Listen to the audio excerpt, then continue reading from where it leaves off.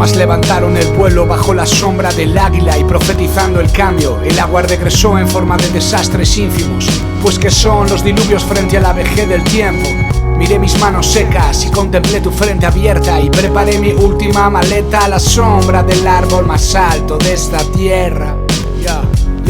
Fueron minutos de caos en dosis, de impaciencia seca, y tras el anuncio de las trompetas me elevé como el ritmo de las tormentas que agitan, asustan y despiertan al humano de su vigilia en los bodegones de naturaleza muerta. Al humano de su vigilia en los bodegones de naturaleza muerta.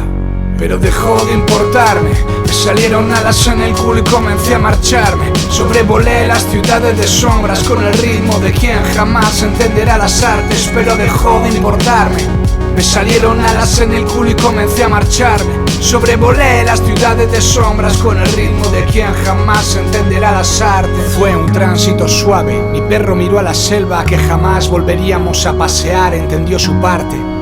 Y el baladro siguió separando el terreno de los hombres, como una metáfora sutil y tóxica de nuestro mal, envenenar con arte, como una metáfora idiota de nuestro afán de delimitar con sangre.